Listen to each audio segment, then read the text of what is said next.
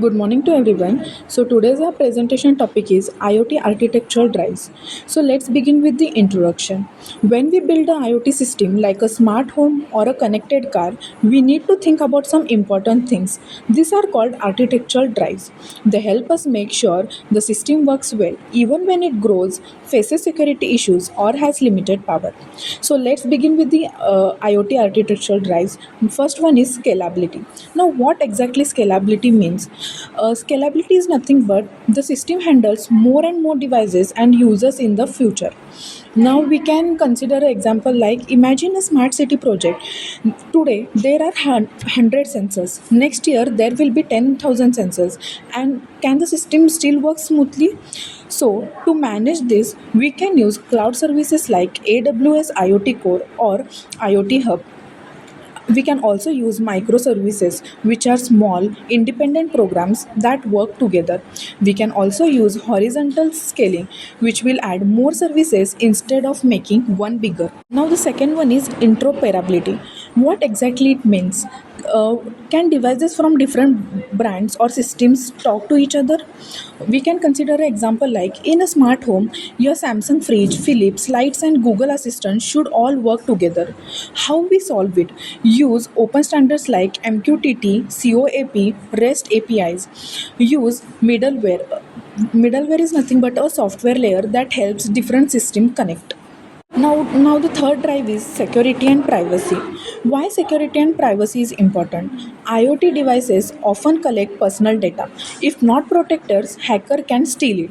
So the problems occurs are data breaches, fake devices access your system, tracking people without permission. So for this, there are many solutions. We can encrypt data so that only the right person can read it. We can device authentication, means only real trusted devices connect. We can secure firmware updates. User connect and data should be hide for the personal details. So rules we can follow are like laws like GDPR and HIPAA, that is healthcare in the US. Fourth drive is real-time data processing. Now, what it exactly means? Can the system respond quickly when it gets data? We can consider an example like in an ambulance, sensor monitors a patient's heart rate.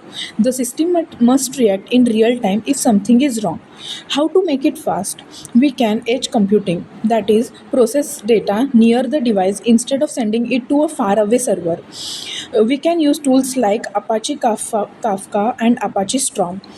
We can build real-time dashboard and use AI to detect problem fast. Fifth drive is reliability and availability. What it means? If the system always in working mode, even if something goes wrong, we can take example like in a smart grid, that is electricity system, power management must work 24 by 7. Now how to use it? We can use backup system, that is redundancy. We can use fault tolerant design, that is system keeps working even if part fails. We can use cloud failover, that is switch to another server automatically if one crashes. So the last one is energy efficiency.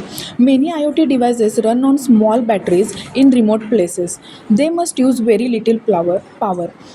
Example we can consider as a smart agriculture sensor in a field. There's no charger nearby, so battery must last long. So the techniques we can use for this are low power networks like LoRa and Zigbee. We can use energy harvesting like solar. Also, we can use efficient chips like ARM Cortex M. We can use sleep modes and lightweight software like free RTOS. So, by learning these six IoT architectural drives, we come to the end that IoT systems are changing the world. But to make them work well, we must design them with these drives, like to grow faster, to connect with others, to be safe and fast, and to be reliably, and to see is it energy efficient. Thank you.